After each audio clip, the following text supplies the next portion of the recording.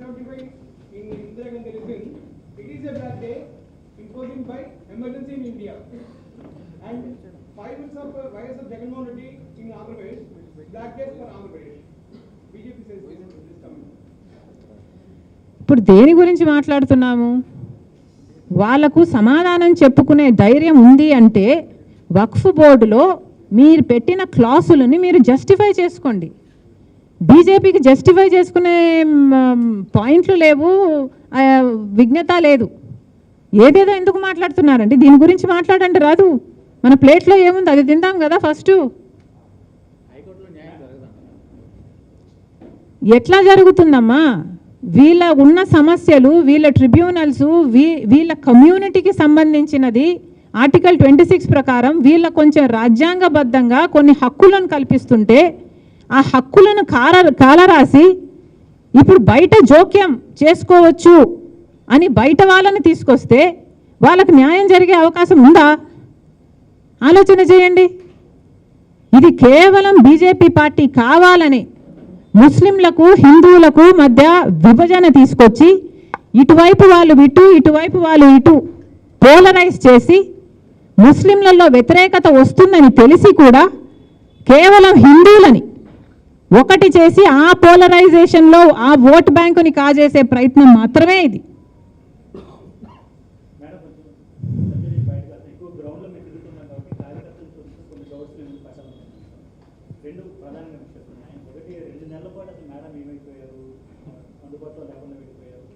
ఏమైంది అని ఎక్కువ అడుగుతున్నారు. అంటే ఇదే టైంలో శైలజానాథ్ లాంటి వాడు పార్టీ నుంచి వెళ్ళిపోవడం, వైసీపీలో వెళ్ళడం, ఏం జరుగుతుందని ఒక కన్ఫ్యూజన్లో వాళ్ళు ఉన్నారు. చెప్తారండి ఎందుకు అనుకుంటున్నారు? మీరే కదా అన్నారు తిరుగుతున్నాము, మీ కార్యకర్తలే అనుకుంటున్నారు అని. మీరే చెప్పండి ఎందుకు అనుకుంటున్నారు? నేను కనిపించడం లేదని వాళ్ళు ఎందుకు అనుకుంటున్నారు?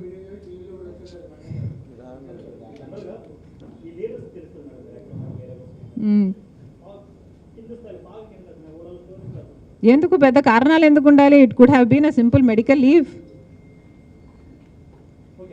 శైలజానాథ్ గారు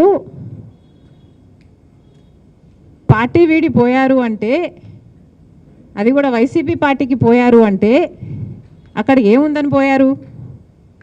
ఒకసారి జస్ట్ కామన్ సెన్స్ అంతే. ఏముందని పోయారండి? వాళ్ళకి అధికారం ఉందా? లేదు కదా. అధికారం వల్ల సంపాదించుకున్న డబ్బు ఉంది, అంతేనా? సో శైలజానాథ్ గారు పోయి ఉంటే ఆ డబ్బు కోసమే పోయి ఉండాలి, అంతేనా? వైసీపీ వాళ్ళు అదే పనిగా టార్గెట్ చేసి కాంగ్రెస్ వాళ్ళని తీసుకోవాలన్న ప్రయత్నం చేస్తున్నారు అంటే ఏమిటి అర్థం? కాంగ్రెస్ పార్టీ బలం పుంజుకుంటుంది అని అర్థం. కాంగ్రెస్ లీడర్లు బలం పుంజుకుంటున్నారు అని అర్థం. అంటే నా కృషి ఫలించింది అనే కదా అర్థం. మంచిదే. వైసీపీ వాళ్ళు ఇంకా గట్టిగా ట్రై చేయమని my advice.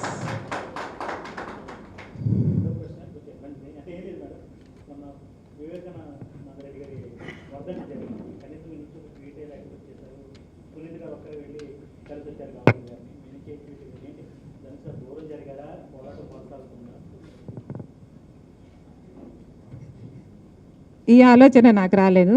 I'm very thankful that you raised it. I will be very careful next time. But మీకు తెలియాల్సిన విషయం ఏమిటంటే, Sunitha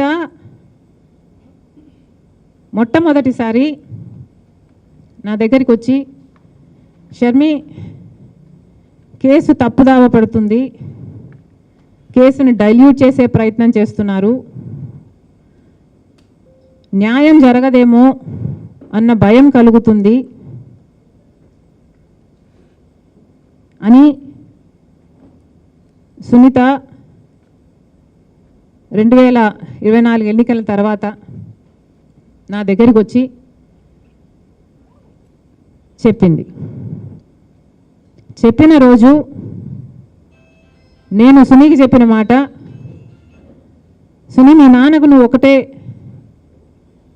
బిడ్డవి, the only child she is. మీ నాన్న కోసం, మీ నాన్నకు న్యాయం జరగాలి అని నువ్వు కొట్లాడకపోతే ఎవ్వరూ కొట్లాడరు. సునీ, మీ నాన్న కోసం, మీ నాన్నకు న్యాయం జరగడం కోసం నువ్వు కొట్లాడు, నేను నీ పక్కనే ఉంటాను అని ఆ రోజు నేను సునీతకు మాట ఇచ్చా. ఇచ్చిన మాట ప్రకారం అవతల ఎంతటి శక్తి ఉన్నా, ఎంతటి వారైనా, ఆఖరికి తోడబుట్టిన వాడు ముఖ్యమంత్రి అయినా కూడా నేను సునీత పక్కన నిలబడ్డా. సునీత న్యాయం కోసం పోరాటం చేస్తుంది కాబట్టి సునీత పక్కన నిలబడ్డా, ఆ రోజు నిలబడ్డా. ఈ రోజు వరకు కూడా ప్రతి సందర్భంలో అవసరమైనప్పుడల్లా నేను సునీతకు మద్దతు ఇస్తూనే వచ్చాను.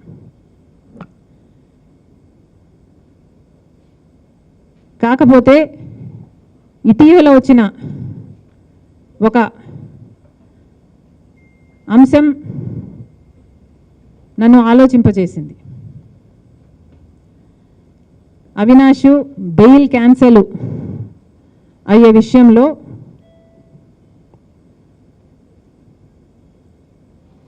డిస్కషన్స్ జరుగుతున్న సమయంలో ఒకసారి వెనక్కి వెళ్ళి అంతా ఆలోచన చేస్తే ఇప్పుడు తెలిసిన విషయం ఏమిటి అంటే అవినాష్ బెయిల్ క్యాన్సిల్ చేయాలి అంటూ కోర్టులో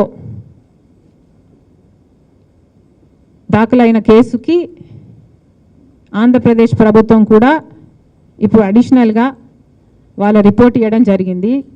ఆ రిపోర్ట్లో న్యూస్లో వచ్చేంత వరకు నాకు కూడా తెలియదు ఇది. ఆ రిపోర్ట్లో చాలా క్లియర్గా రాసిన అంశం ఏమిటంటే ఇన్వెస్టిగేటింగ్ ఆఫీసర్ని అవినాష్ రెడ్డి వాళ్ళ ఇంటికే పిలిపించుకొని ఇద్దరు పోలీస్ ఆఫీసర్లను, అడిషనల్ ఎస్ఐ, అడిషనల్ ఎస్పీ అనుకుంటా, ఇద్దరు పోలీస్ ఆఫీసర్లను వాడుకొని ఇన్వెస్టిగేటర్ ఆఫీసర్ని తన ఇంటికే పిలిపించుకొని అక్కడ బెదిరించి ఒత్తిడి చేసి తప్పుడు రిపోర్ట్ మీద ఆ ఇన్వెస్టిగేటివ్ ఆఫీసర్ చేత సంతకం పెట్టించారట.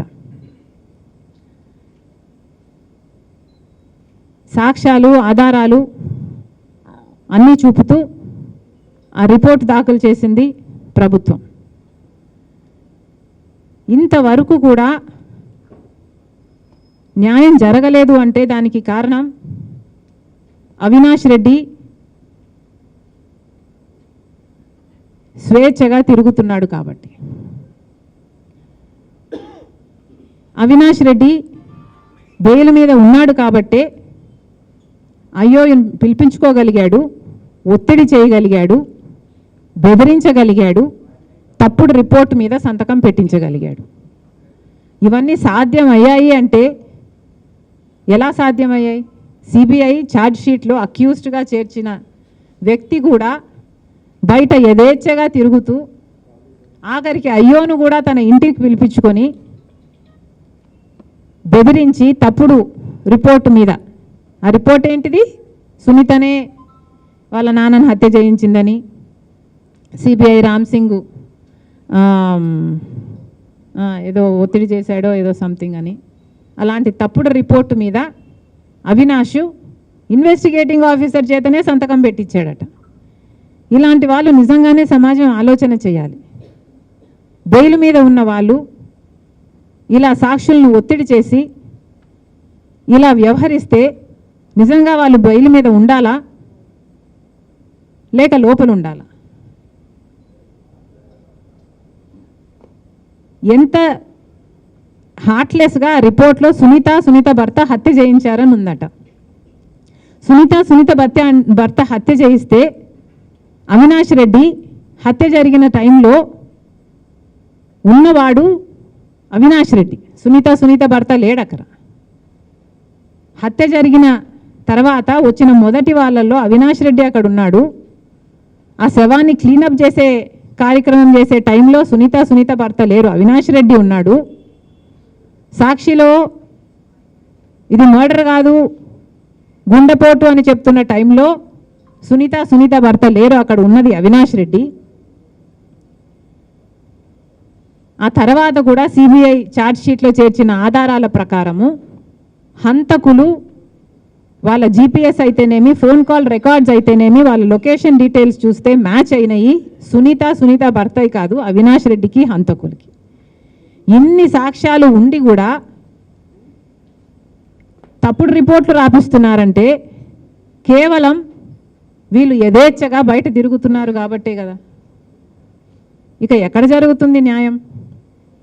ఇక ఎన్ని సంవత్సరాలు పడుతుంది న్యాయం జరగడానికి? ఒక్కొక్కరిగా అందరూ చచ్చిపోతున్నారు. సునీత ఏమో ప్రాణాలకు తెగించి ఈ రోజుటి వరకు కూడా ఎక్కని కోర్టు మెట్టు లేదు, తట్టని గడప లేదు న్యాయం కోసం. 2 పిల్లలు ఉన్నారు సునీతకి. ప్రాణాలను అరచేతిలో పట్టుకొని ఇంతమంది చచ్చిపోయారు. సునీతను కూడా ఏదైనా చేయడానికి గ్యారంటీ ఏమైనా ఉందా? న్యాయం జరుగుతుందన్న గ్యారంటీ ఏమైనా ఉందా?